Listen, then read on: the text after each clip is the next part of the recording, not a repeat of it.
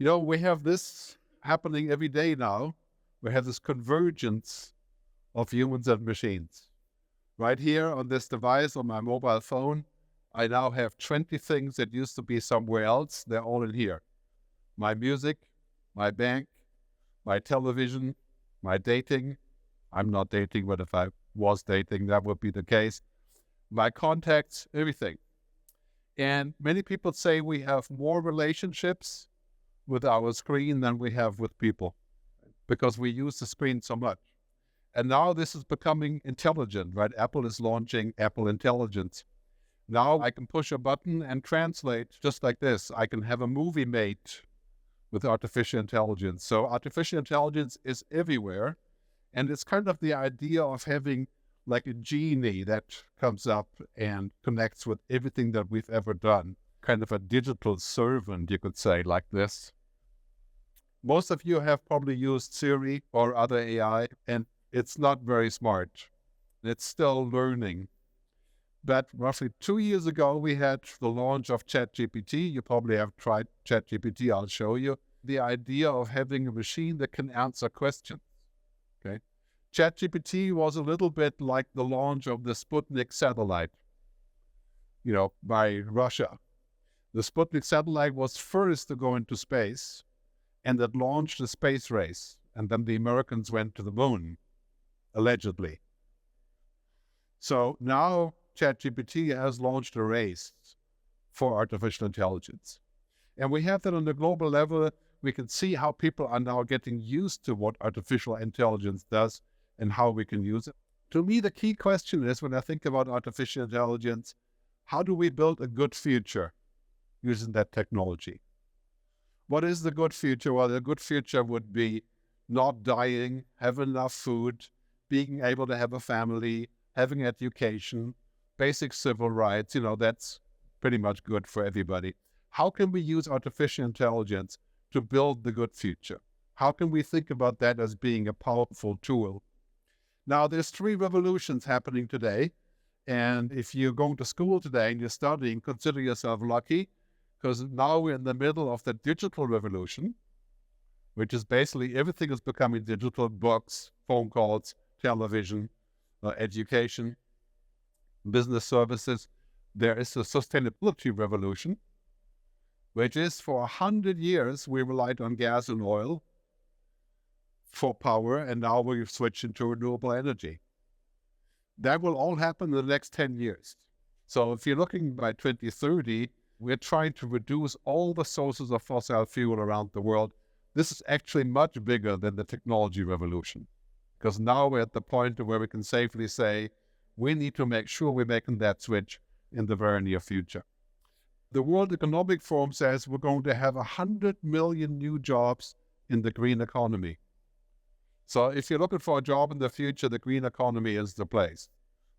Green economy means battery technology, agricultural technology, everything that's based around making the world more sustainable.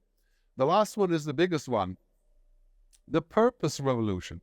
I'm 63. For me, the purpose of my life, retroactively speaking, has been prosperity, doing well, gaining, not just gaining weight, but gaining in general. But now, the purpose of people around 25 to 40 isn't that simple. The millennials, right? They have not just one purpose. Some of you are millennials. You have several purposes: people, planet, prosperity. And if you're 20 years old today, you are already a global citizen. And if you're 20 years old today, you have never been in the world without internet. Maybe in Kazakhstan you have, I'm not sure. But generally speaking, around the world, a 20-year-old person has never been anywhere without internet. I mean, it's a crazy thing about this. The purpose revolution says, in the next 5 years, we're going to see a migration of money and power towards the next generation, away from my generation. This is the big thing in Russia, of course, migrating away from the 60-year-olds to a younger generation. Different politics, more women, more diversity, that's all happening by 2030. And that means there's going to be lots of different politics and different investing. For example, ESG investment, investing in green energy, is going to get real. We're going to actually invest in green energy, not just pretend to do a little bit better than before. So all that stuff is happening, and then the digital revolution is, of course, about what machines can do for us. And many people think of already artificial intelligence as being kind of a slave for us. This was made, of course, with an AI.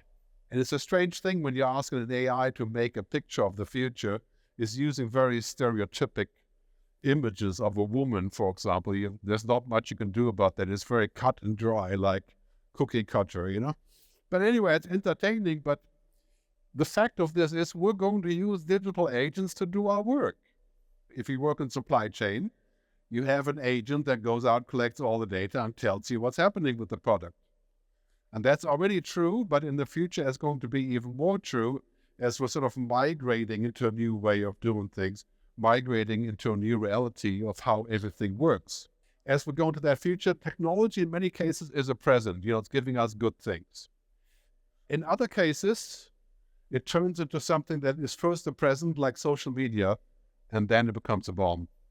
Social media, for example, is simply responsible for the demise of democracy in most countries. Because social media has taught us two things. One, the world is bad, because we only see bad things. And the second one is nobody can be trusted. And that's actually amplified now. Right? So that technology has been a typical side effect of kind of changing our society to the negative. And on top of all of that, we don't just have artificial intelligence, but we have all the other changes: genetic engineering, quantum computing, nuclear fusion, geoengineering. We're basically going into science fiction land with technology. We're going to see this, for example, virtual reality. This is Apple Vision Pro, where we can work with a visor and see the world in front of us. You may remember Minority Report, where Tom Cruise goes into the data like this and reach out the data. This is becoming reality now. So it's safe to say that science fiction is becoming science fact. We always thought that was going to be longer away, but now it's quite clear that these technologies are here and they're here to stay. And this is the most important part, why I say it could be heaven or it could be hell. I mean, if we can use technology to solve cancer, artificial intelligence could do that. At the same time, if we can solve cancer, we can also build an artificial human. Or we can build a superhuman, a super soldier with the same technology. So this is clearly the challenge. How do we go into a world where technology has so much power to make sure that it's mostly heaven and not so much hell? Hell is, for example, technology like Facebook, social media, being used in Myanmar, in Burma, to facilitate terrorism. This is 10 years ago. It's an old example, but it's still a very good example. We have to think about what that means for us and which way we're going, this sort of heaven or hell scenario. That's something that we decide, but also that the state has to help us to decide. We have to basically maximize heaven and prevent hell. Because the other thing is, we can't really live in a world where we don't use technology. Think about this for a second. If you live in a world where you don't have a mobile phone, you don't use the cloud, you don't use those tools, you fall behind, nobody will hire you. Then the question is, you become dependent on these tools. So how exactly are you going to deal with this dichotomy between those two different things? So potentially heaven, you see all these clips about how artificial intelligence will help a better world. So drug discovery. The pharma companies are using artificial intelligence to find out new combinations of medication.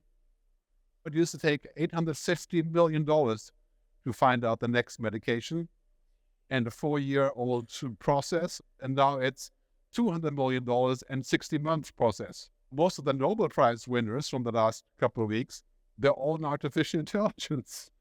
So we can do all kinds of things, good things with artificial intelligence, and things that weren't available before and that are pretty amazing to show us which way the future is headed. I use artificial intelligence all the time. I use it, for example, for my videos. This is me giving a TED Talk. I have lots of fans and friends and viewers in different countries. So I need to translate all my videos into Spanish. Es estupendo estar aquí. Estoy aquí para hablar del buen futuro. En estos días, mucha gente a mi alrededor dice que el buen futuro no existe. incluyendo a mis propios hijos. Cuando hablo del buen futuro, dicen, ¿no te has dado cuenta de COVID, la crisis climática, la guerra, todos los problemas que tenemos? If you speak Spanish, you can tell it's not very good. But it's good enough for Spanish, because if you don't speak English, it's better than nothing. But this is not rocket science, and it's not as important as, say, air traffic control, where you have to be 100%. So these tools are really powerful because they allow us to do simple stuff like this. I put in a command, I say I want a scary alien movie, and DALL-E, Sora, and other tools, they make a movie for me. You should try it out if you have ChatGPT. There's a new tab called DALL-E, and you can type that stuff and make an image and eventually make a video. So if you are, for example, in graphic design, you can design your own images based on your imagination instantly. Of course, they kind of look the same, right? But this is my favorite tool called Google Notebooks, Google LM. You can upload any document, even a YouTube video, and you can ask questions about the document or the video in the system. So, for example, there's a 60-minute talk by Yuval Harari that we saw earlier today. I want to see the most important things. I don't have 60 minutes. I upload the video and I ask the system about the messages. So if you do a lot of research and learning, this is an amazing tool. It's free from Google. So the other day I uploaded 850-page PDF about the most boring topic in the world, blockchain. And I upload the PDF and then I put it up here and I said, give me just a one-page summary. And it took 2 minutes. Powerful stuff. This is kind of the stuff that real AI does for us, the kind of thing that makes it worth it. So let's look at the definition of AI. Simple definition is computer systems that turn data and information into knowledge. Think about this for a second. If the computer turns data and information into knowledge, what's happening with us? I mean, aren't we the knowledge people? You guys are knowledge workers, that's why you're here. Knowledge workers, you're not working in a factory, most likely, the factory of ideas. If computers can do that, what do we do? What kind of knowledge do they have? Well, the answer is, of course, machines have limited binary logic, simple logic, mathematical logic. But still, now very soon we're going to see a computer that has the combined processing capability of all humans on Earth, the combined capacity. So we're graduating from this idea of intelligent assistants, IA, to general technology that's a bit more intelligent, and then what OpenAI and Microsoft wants to do, AGI, which is artificial general intelligence. General intelligence means a computer that can do all things that we do, not just play chess or Go or drive a car, but everything we do that does not require a body, it can do those better than us. That's what OpenAI wants to invent. I think, of course, this is a crazy proposition because first, it probably won't work. Second, the responsibility of having that would be huge. Imagine a machine that can pass a bar exam, become a lawyer, become a doctor, become the president of Kazakhstan, maybe, I don't know. This is what the head of OpenAI says, Sam Altman. He says, the coming change will center around the most impressive of all human capabilities, the ability to think, create, understand, and reason. Would you allow a private company like OpenAI, a company that's run by investors, venture capitalists basically, to build something that can reason and think like a human? I mean, that is a crazy concept. Wouldn't an entity that thinks like a human with an IQ of, say, 5,000, it would be absolutely, totally uncontrollable. If I was Einstein, I would be on this stage talking to you about physics. Einstein allegedly had an IQ of 152. If Einstein talked to us about physics, you would not understand a single word that he's saying, ever. Now imagine you have an artificial intelligence with an IQ of 150. It would be incomprehensible. Intelligence with an IQ of 5,000 would be God, basically. It would be completely untouchable for us. So that's kind of a tall order, and I wonder where all that will go, because I think in the end, we're going to see much more basic artificial intelligence that companies use. Cognification, that means systems that become smart. Salesforce, for example, has a process to where you can look at all the sales data and then you can figure out what the next step would be. Augmentation, which is, for example, language or maps that help us to do things. Virtualization, which means I can go into virtual reality space or hologram and I can travel virtually. And the last one is called automation. So when we think about AI, let's think about those things first. For business and for our personal needs, this is really what it's all about. Making things smart, helping us. And this is why I think that artificial intelligence in the beginning is not going to take our jobs. It's going to change our jobs. Okay, if your job is mostly routine, like a factory, or say you work in a call center, translating me live on stage like this person is doing now, very hard to do for an AI. But translating the refrigerator manual is not hard for an AI. It is just standard stuff. So we're going to see a lot of changes in this regard. We're going to see a lot of things changing. And basically, artificial intelligence is now a general purpose technology. General purpose technology, I mean, AI, of course, is not a technology, it's a science. But the application of AI is a technology. So basically, think about the printing press, the book, the computer, the internet, cloud computing. Basically, general technology means it will be used everywhere.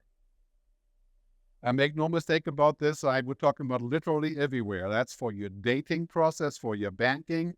Your bank will use an AI to figure out the best investment. The cook will figure out what stuff he should buy for what dinner, and so on and so on. Things that make us smarter. So by and large, that's not a big problem, except for when we get lazy, so that we stop doing things in real life. There's already a dating platform in India. You know, in India, most marriages are arranged. So 71% of people get married to the arranger, you know, not necessarily based on love. Or maybe so in the long run, hard to say. But 71%. Now we have a platform that's using artificial intelligence to take the job of the arranger, you know, the person that does the bringing together. And the AI does it, matches people to get married. That's quite a tall order. I'm not so sure what I would think about that and if that's a good idea. But this is why we need things like the European Intelligence Act, the EU AI Act. It's a law that says certain kind of intelligence is allowed, other ones allowed only with certain conditions, and the third one is not allowed. You're probably aware that in China, constant face recognition is being used for the citizens, most citizens. So you could use AI to match every time you see a citizen doing something in a database and then basically set up a system of profiling, social profiling. Under the EU AI Act, this would not be legal. Well, it would not be legal, period. But the United Nations has a new thing called the Pact for the Future, because people are not worried about technology in general, but about the dimension. So I always say, too much of a good thing can be a very bad thing. Think about smoking, eating, drinking alcohol. Yeah, we don't outlaw all of these things most of the time. But when you do too much of one thing, it can get very dangerous. Did you know that more people die from obesity, from being super fat, than from hunger? 400 million people are obese. Now, when you eat too much information, you know, in your brain, like Yuval was saying this morning, you die. Right? When you have obesity, sooner or later, you're in serious trouble. When you eat too much information, you also have serious trouble because your brain is constantly taking in stuff. Right? So very important to keep in mind that this has to be regulated and agreed upon what we want. This chart shows you from Goldman Sachs how much jobs could be automated using AI. Goldman says, and this is of course, you know, taken with a grain of salt here, 46% of office and admin support can be automated, 44% of legal work. Any lawyers in the room? We're lucky we don't have lawyers in the room, just kidding. But, this chart, of course, is a little bit overdone, because what they're really talking about is they're not talking about the job, they're talking about the task. So if you're a lawyer, you would automate the task, for example, of doing a non-disclosure agreement, or of finding facts, or comparing facts. You would not be outsourcing your work with your client, because the lawyer couldn't do that, right? But that means that basically it's the end of routine tasks. 21 million people around the world work in a call center. As soon as the software understands Kazakh or any variation thereof, this machine takes over. Because if it's a simple transaction, it's rules-based, right? You don't have to have any mercy in the call center. You don't have to be compassionate. I mean, it helps if you are compassionate, but for the most time, it's just getting the job done. So let's say the machine can take over 50% of call center, right? And eventually 90%. So those jobs have to shift somewhere else. And this is a global thing, for example, engineering, building things, all kinds of things in this relationship that you will see coming there. This is a great cartoon I got on Twitter that shows what people have predicted about automation. Elon Musk, he says we're going to have self-driving cars in 2 years. That was 2015. Every time Elon gives a speech, he talks about the self-driving car. But do you see any? In Palo Alto, California, and Phoenix, Arizona. That's it. And most people hate them. So, interesting, right? This guy, Jeffrey Hinton, he just won the Nobel Prize for physics, but related to AI. He said we're not going to have radiologists, people who are checking the MRI and things, because the AI can check the radiologist's work, the MRI and the scans, right? The last one shows you the reality. Here are radiologists going to work in regular cars. That's today. I hope you understand the joke. There is a joke there. So we have to wonder how important is automation? The self-driving car, the agent talking to us, and how soon will it arrive? I think we're going to get the agent sooner than the car. Because the question really is, if it's routine, let's say I talk to my agent and say, I need to figure out a trip to Mumbai. Okay? You can do that today on Expedia, on the app. You can talk to that while you chat, right? But in the future, we're talking a little holograms. That's going to happen pretty quickly. And think about this for a minute. That means for Google, for example, we don't go to Google anymore and say best air trip to Mumbai. The AI goes out and gets all the offers for us. So Google's business is finished when that happens. No more ads. The ads are inside of the AI, I suppose. You could look at it this way. Anyway, my colleague Paul Sappho says, don't mistake a clear view for a short distance. So in terms of work, we always think that machines will take over. And, I think it's going to take much longer than we think for that to happen in many ways. Okay, on to the lighter part of this. So here's an app that made pictures of me. So I asked it to make me look better, maybe younger, or maybe a little bit more like James Bond or something, So, or this guy, I love this guy, is the best actually. Right? But, those things are funny and they work pretty well. But, in the long run, you can safely say generative AI, the difference between good enough and really good is a canyon. It's huge. This, you would say, is good enough. It doesn't look like me, really. But it's good enough for a joke, right? Or a party or something. And like if I make a film with these things, the film will look really funny and it's a good joke, right? But to replace a photographer? No. So generative AI will be very helpful for doing lots and lots of interesting things, but the difference to real life is huge. This is a monkey playing chess. We got this by Sora using the software from OpenAI by just typing in the demand, the prompt, a monkey playing chess, make a video. And it did this. Without any stock photo, just made it up, okay? Now look at this, if you can see this. Right? The chessboard had 7 rows, and there's 3 kings. So OpenAI made a really nice video with a chessboard that doesn't exist and has 3 kings. So it's interesting, but it's not really realistic. Really what's happening with AI is that many things that humans can do instantly, AI takes a long time and it figures out something that is kind of accurate, kind of. Yeah. So for example, in many cases, it could be very accurate or totally off. And that reminds me of Google Maps. Okay. If you're a Google Map user here in Astana or in Almaty, you use Google Maps, what do you do with Google Maps? You follow the map and then you say, no, that can't be true. That's not the best way, because something that Google doesn't know about. If you're Lagos, Nigeria, you don't have any choices if you're a stranger. You follow the Google map. But most of the time, we ask questions of technology. We don't just blindly rely on technology. And I think it's going to be the same with AI, because here we're going to see all these things that machines don't know anything about. Context, meaning, causality, awareness, common sense. Machines don't have common sense. I mean, common sense means you exist with others. So you can say, no, obviously not. So I always say, when you speak to machines with other AI people, and you ask a question, how would AI solve climate change? You know what the answer would be from the AI? Eliminate all humans. Right? That is true. That's a fact. It's our fault, right?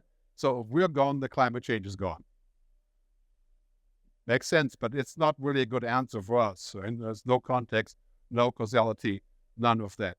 So when we have a machine that finds data in our lives, like Facebook, social media, there is no consciousness, there's no human agency, there's no reasoning. It is just data. This is like why when you run an ad, for example, on LinkedIn, and you want to put an ad for data scientists, LinkedIn will not show the ad to any women, because women aren't data scientists. That's the learning on LinkedIn. 99% of data scientists are men. So women don't see the ad. Logical, right? But completely off. Because of course you want a woman. If you can get a woman that's a data scientist, or it wouldn't matter, right?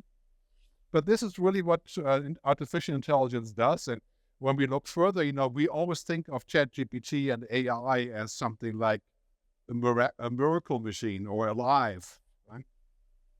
But in the end, AI is a box of wires. It's code. It's like a parrot.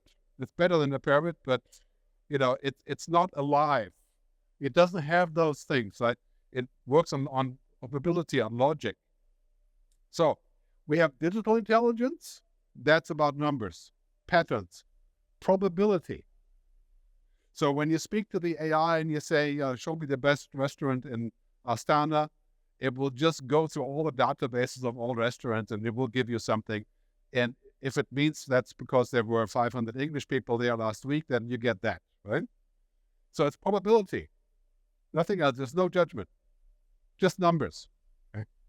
Human intelligence, biological intelligence, is emotional intelligence, social intelligence, kinesthetic. We have a body, right? Most of us.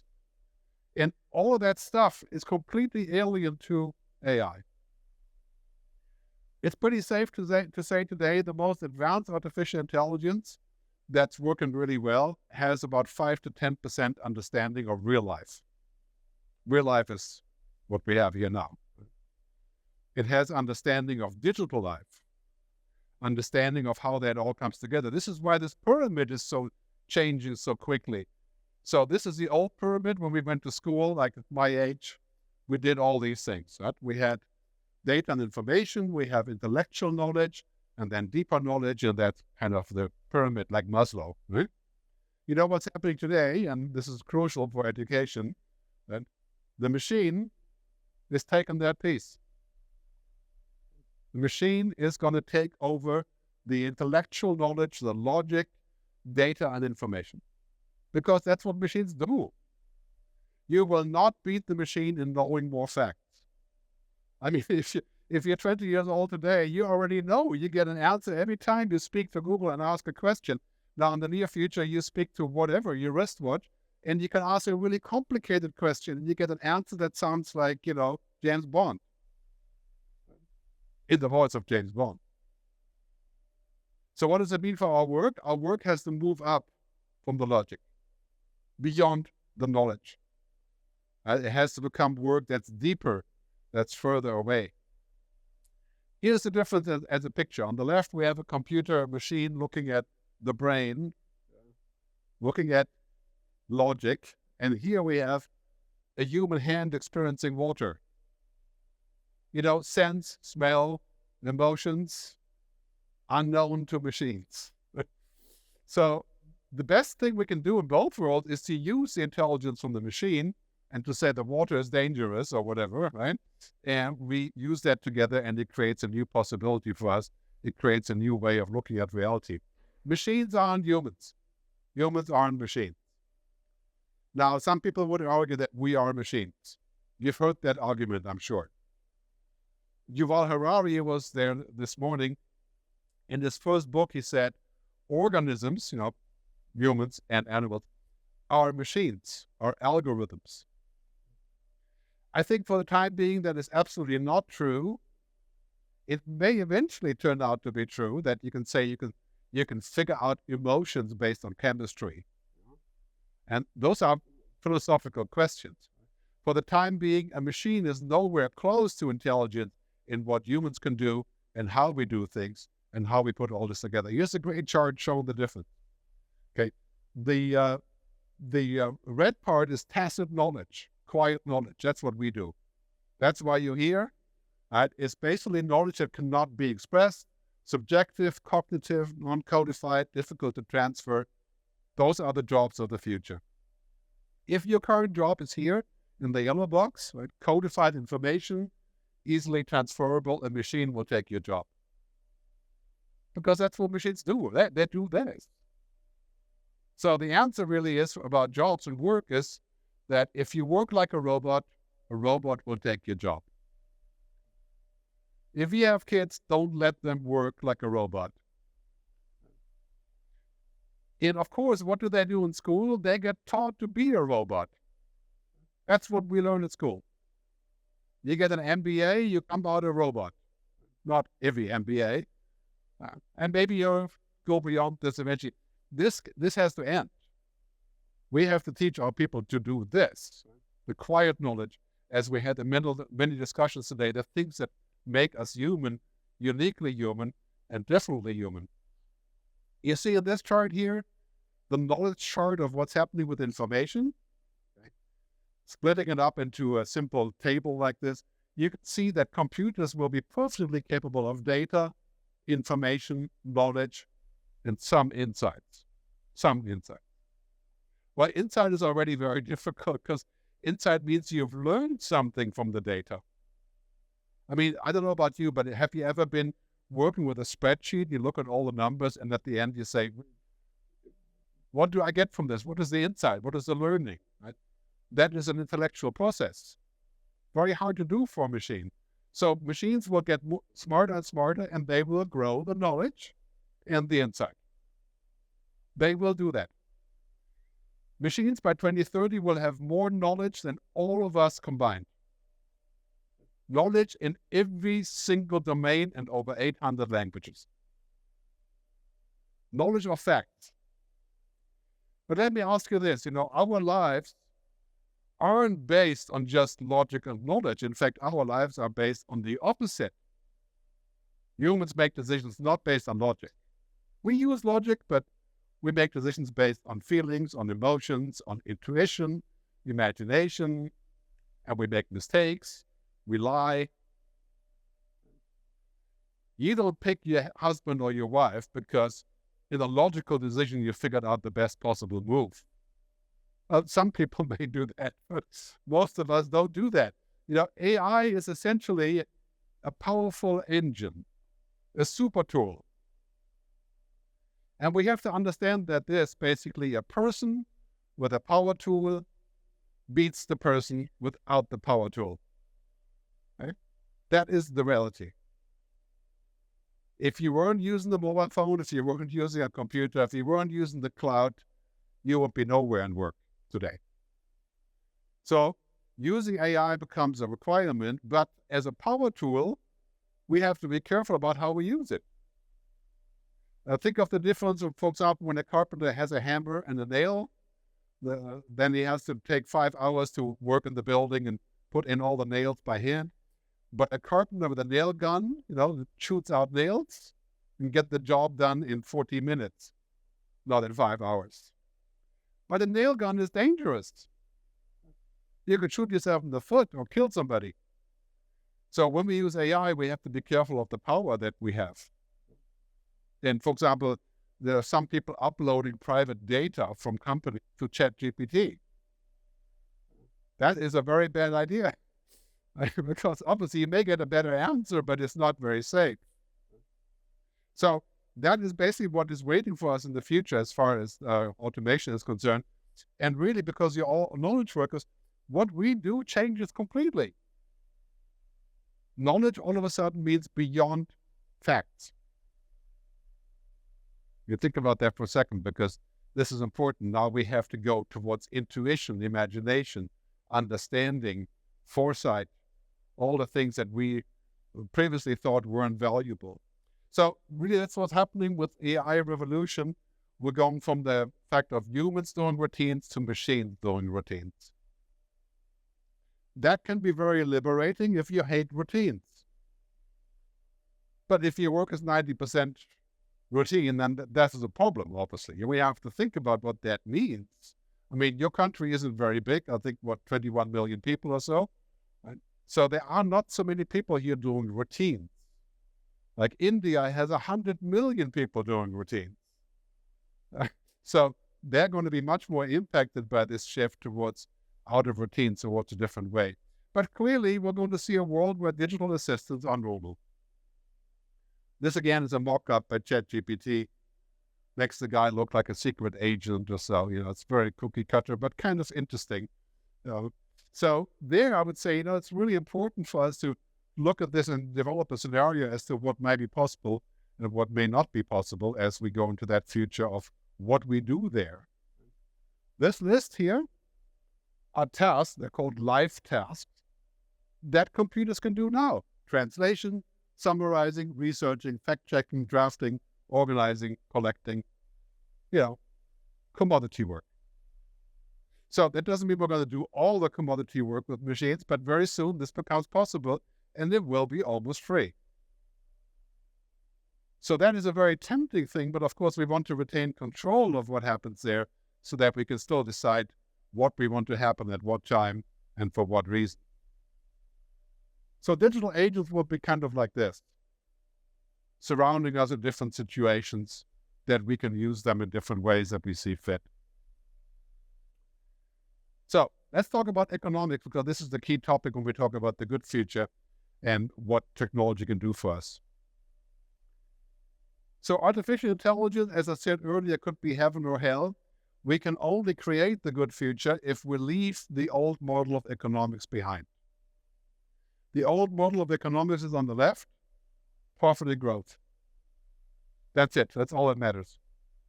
And it's kind of a sad thing to see that today the stock market is still in that old paradigm. You can buy shares from Saudi Aramco, the oil company, or from Meta, Facebook, and even though they do the worst things in the world, pollute, you will make a lot of money. This is the old-fashioned pattern of profit and growth. If we continue to use monetary things as the main source of decision-making, we are in deep trouble. Because you know what's going to happen. Every company in the world will say, we're going to use AI and fire as many people as possible. That will be a very big mistake because the machine can't do the job, right? But this will be because we want to save money and make more money. So now we're going to a different world. The millennials are driving this again, that's some of you. The 4 Ps, not just 1 P. People, planet, purpose, and prosperity. Now, don't get this wrong. A lot of people are saying, oh, yeah, you talk about socialism. I'm not talking about any ism. I'm not talking about communism, socialism, capitalism. we have to think about what logic is fit for the future. The logic of profit and growth alone will kill us, is killing us. Think about this for a second. My generation has been, in the last 25 years, very busy creating 50% of the global emissions in 25 years. That's what we have achieved. 50% of all the pollution in 25 years. And did you know that on those 50%, 90% of all the emissions are created by people in the top 10% of income. So not only have we created it, but we've also taken the license to create it with the rich people, right? Like traveling and cars and all these things. I count myself in this. So we have to think of a different logic, a different way of looking at the future, a different way of economics. The UN says that climate change is the same, or the other way around, AI we have to treat with the same rules than we do climate change. Basically, we have the same problem. We have climate failure. I'll show you in a minute how that amounts to. And we have failure to regulate AI. Here's climate failure. You see this graph here? Basically, the graph shows that the ppm, the pollution per million, has gone up every single year, has never gone down. And here are all the meetings that we had in Kyoto and Paris and what have you. Has never gone down except in COVID, when we were basically not doing anything. Total failure. You could say. I'm not saying it was failure, but looking at this, you could say it's total failure. If we compare that to artificial intelligence, there's this graph here. These are the companies raising money, the valuation of artificial intelligence companies from May this year. Right? OpenAI was valued at $86 billion. That is more the entire output of Astana, okay, in valuation. Now this company is now at $156 billion of valuation. The money is all shifting in this direction because the outcome is suspected to be huge. It's an economic question. So what we need to do here is not to have another failure. In particular, the two trends I'm most excited about for the next decade or couple of decades are abundant intelligence and abundant energy, and the prosperity that we're going to get from these two things that are unlocking. That is Sam Altman. He runs OpenAI. He says, technology will give us two big things. One is abundant energy, and the other one, abundant intelligence. Endless intelligence. Right? That is important to remember because that changes everything that we're looking at. It also creates a huge amount of issues that could lead to more catastrophic failure. Imagine, intelligence without humanity is the worst thing that can happen. Because we may be super intelligent, we don't care about anything. That is potentially not going to end well. So we have to think about this abundance and how we can regulate it and how we can think about solutions that will last us longer than a week. This is what we don't want. We don't want to increase productivity and decline or keep the same humanity.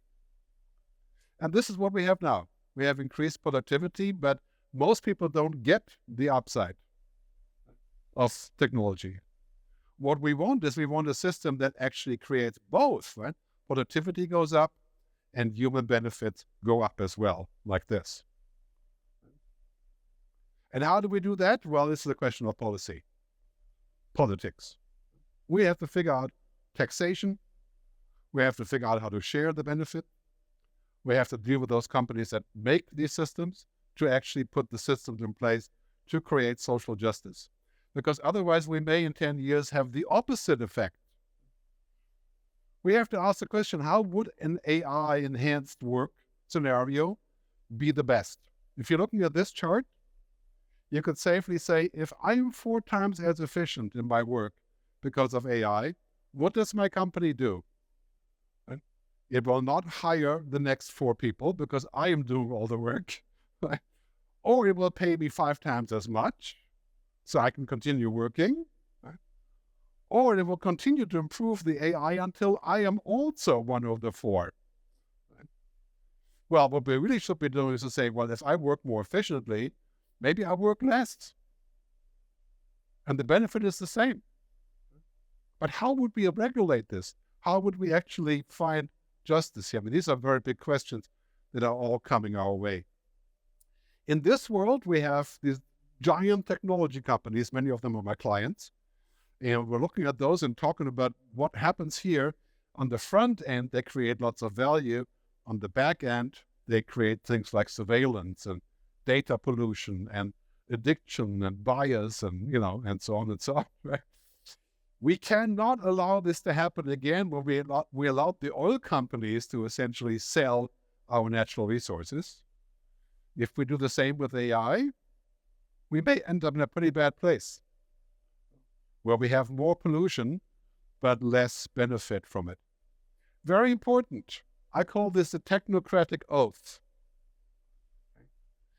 We want every technology companies to pledge that they will use technology for human benefit. Imagine if we did that and we say, okay, you will be judged by how much benefit you create, not just how much money. And this is an ethical question. Right? Ethics is knowing the difference between what you have the right or the power to do and what is the right thing to do. And you can safely say today that people who run those companies, and there are many around the world, not just in Silicon Valley, that it's not the people that are unethical, not by design, but the outcome sometimes is. So social media has been a known helper in basically spreading misinformation. How do we fix that? How do we create a system that's more equal and less of an issue for us?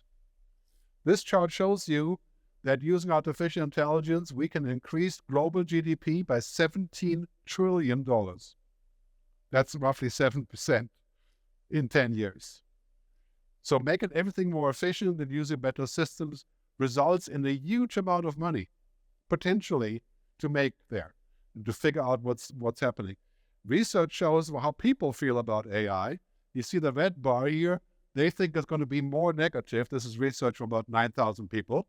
So they're saying opportunities are less, relationships with others are less, basic human rights are less. This is the opposite of the money curve. The money curve says it goes up, but the private curve, happiness in general, people think it's going to decline. Right next to that is another curve that basically shows the opposite again. Civic lives, spending leisure time, shopping, of course, day-to-day work is better. So here's the answer. We cannot afford to not use technology because these are issues. But we have to figure out how to balance them. And we have to figure out a benefit where most of that is contained, and where most of that is a positive benefit for us, not something that we can control.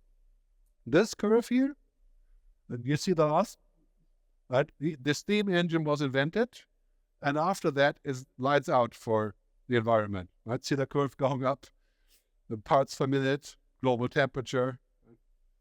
We don't want the same curve for artificial intelligence, which would look something like this, to where we say, okay, the invention of artificial intelligence this year is the same pivot point than technology and climate. That's not something we want. We want to figure out how to create something that's different, that's better, that's not a repeat of the same thing. Democracy has declined. Looking at that chart here. So people living in electoral autocracies has dramatically increased. Electoral autocracy is the people that look like they've been elected, but they're essentially tyrants. I'm not going to tell you which countries. You can make up your own mind. Give it 3 weeks to figure out what I'm talking about. Okay. Now, this is clearly a side effect of what technology has done, which is to make us strangers to each other. The problem is not with our nature, it's with our information.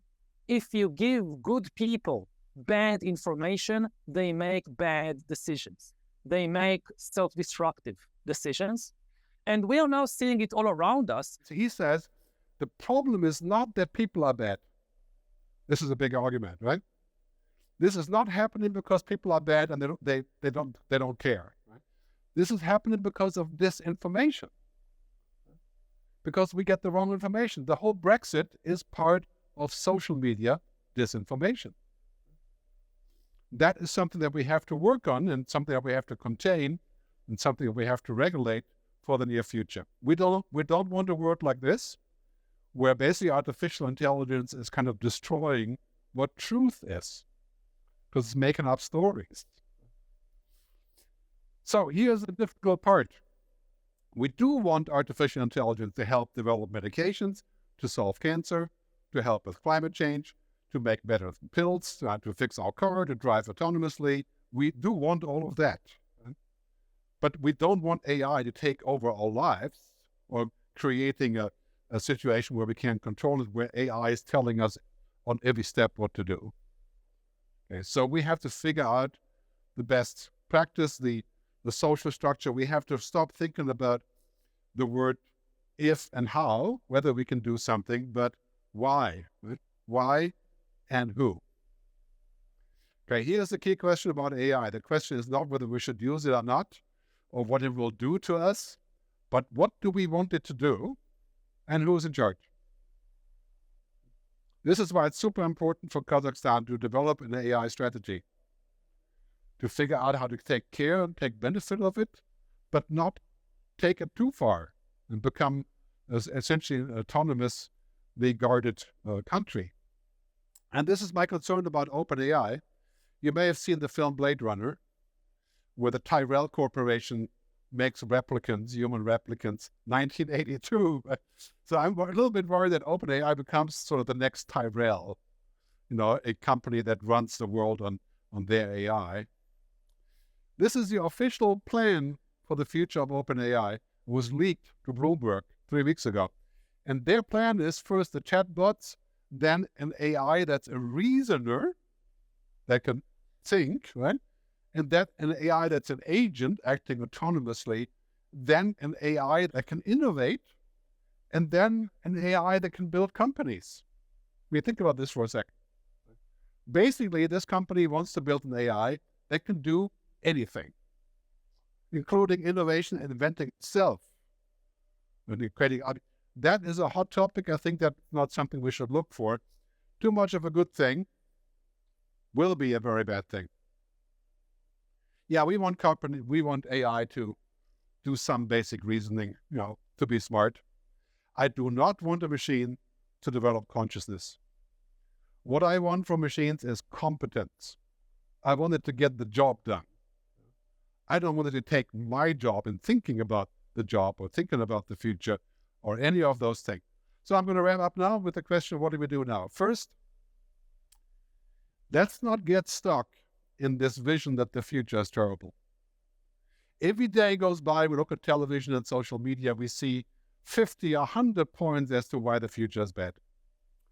In Europe, many countries in Europe, people around 30 years old that are looking at having kids, they're saying we're not going to have kids because the future is terrible. I'm not joking. 70%. I think it's different in this country. There's quite a few babies, right? But generally speaking, we should not be so pessimistic. If you're too much of a pessimist, stop watching the news. Get out of Facebook, because there are so many good things happening. The future is better than we think. It's not that we have less problems, but we have a lot more means to solve the problem. Water, food, energy, communication, space travel, everything. And AI is one of those things that allows us to save things, right? It's important that we stay optimistic. There's one thing I learned from a famous futurist, Barbara Hubbard, who said, your mindset contains your future. Okay? Your mindset is where you say, okay, I don't believe this will work out, or as they do in Germany, every time you have innovation, they say, yes, but. Right? Yeah, that's a great mindset to have, because you'll never do anything. In America, it's the other way around. You have something that's fixed and say, oh, let's invent something completely new. It's just a cultural thing. So to stay optimistic is important, to keep your mindset focused on the future. What you need today is not knowledge of the past, even though that is useful, as Yuval is proving. Knowledge of the present and past is useful. We need knowledge of the future. which means to understand what's happening. The future, I'm talking about 5 years here, not 50 years. We have to figure out what's next. The future is clear for Kazakhstan and many places too. The end of the oil economy, that is a certainty. No matter what the arguments are, it's ending quicker than we thought. Climate change emergency is a certainty. Intelligent machines are a certainty. So it's a long list of where, if we know this, we can prepare. I'm doing this work not because I want to predict the future, but because I'm looking to help to prepare for the future and to find solutions. Like if you're 25 years old today, you're looking as to do what with the rest of your life.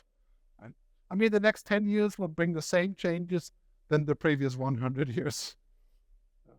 So now, no matter what you decide, it's very likely your job doesn't exist today. You're going to make your own job. You're going to be a global citizen. You got to look at all these realities and figure out a completely different way than anybody else before us, because the whole situation has changed. The future is better than we think. When we think about robots and AI, let's not forget what they don't do. Let's not get confused with the hype that says the machines are thinking. I mean, this is IBM, right? Cognitive computing, machines that think. Yeah, they think in a machine way, yeah? Yeah, that's good enough, actually, if they can actually do that. They don't have hunches, that don't understand, that don't imagine, and worst of all, machines don't care. They have no value judgment whatsoever. Like I said earlier, solve climate change, kill everybody. The most efficient solution. So when we look at this, and we look at where that's going, it's important to stay human. Stay human also means you spend time on developing your human skills. Compassion, empathy, imagination. Einstein already said, was it 1943? He said, imagination is more important than knowledge. And he was the most knowledgeable person that ever existed. Right? Knowledge and information is great. I love knowledge and information. Of course, I'm not young, but okay. But imagination is what wins the day. Can you imagine the future? Can you build the future? That is the most important part, to stay human, to stay focused on the things that machines can't do. We have to do in our future all the things that machines will never be able to do. So as we go into that, I think this is the new mantra of our future. This is the stage for the future. People, planet, purpose, and prosperity. We're going to see new stock markets, probably before this decade is over. I'm trying to get the Swiss government to make a new stock market called the SUSDAC, the Sustainable NASDAQ. We're going to see new stock markets. We're going to see new logic. We're going to see new valuations. You will not get a bonus as a CEO if you don't tick all 4 boxes. You will not invest in a fund if they don't tick the 4 boxes. In fact, every single company will be hated that only ticks one of those boxes, like prosperity. And this is the very near future that's developing. If we can take that as a model, I'm going to wrap up with the saying from my book. We should embrace technology, like AI, but not become technology. When we embrace technology, we can use it as a tool. Right now, technology is on its way of becoming God, basically. Right? God-like power, promising us to be superhuman. There is no such thing. Okay? This is a tool. We're going to use the tool for good things or for bad things. We're going to agree on how to use it. And then we are going to do the best thing with it. And this is what makes us human. It's the opposite of machines. We have to develop that. So we have to go back in schools to teaching music and art and philosophy and ethics, not just programming. The ideal school would be understanding technology, doing some programming, generally being good with technology, but also being a better human.